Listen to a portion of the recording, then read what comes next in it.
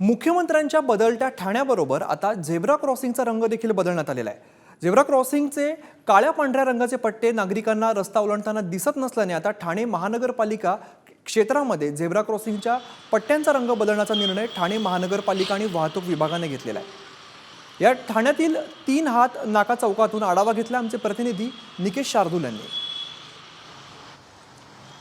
राज्याच्या राजकारणात केंद्रबिंदू ठरलेल्या आणि मुख्यमंत्र्यांच्या ठाण्यात नेहमीच आता वेगवेगळे बदल होताना आपल्याला पाहायला मिळत आहेत।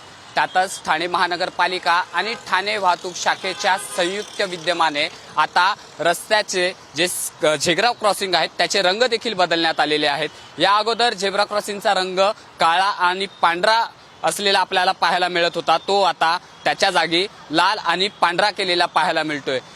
रस्ता क्रॉस करताना नागरिकांना हा रंग स्पष्टपणे दिसावा किंवा वाहनधारकांना रस्ता क्रॉस करताना हा स्पष्टपणे रंग दिसावा या उद्देशाने या रंगामध्ये बदल करण्यात आल्याचं ठाणे वाहतूक शाखेच्या माध्यमातून सांगण्यात आलेलं आहे। मात्र ठाण्यामध्ये ज्या प्रकारे बदल होत आहेत, मग तो रस्ते वाहतुकीचा बदल असेल किंवा वाहनांना वळण करण्यासाठी केलेला बदल असेल, तो प्रामुख्याने महत्त्वाचा ठरतोय। मात्र या अगोदर झेब्रा क्रॉसिंग म्हणजे काळा आणि पांढरा रंग हा म्हणत होते, मात्र आता नागरिकांना हा पांढरा आणि या लाल रंगाला नक्की काय म्हणायचं असा प्रश्न पडणार आहे। त्याचबरोबर या रंगाचा फायदा नागरिकांना आणि वाहनधारकांना किती होतोय हे देखील तितकंच पाहणं गरजेचं राहणार आहे। कॅमेरामन संदीप भारतीसह निकेश शार्दूल, पुढारी न्यूज, ठाणे।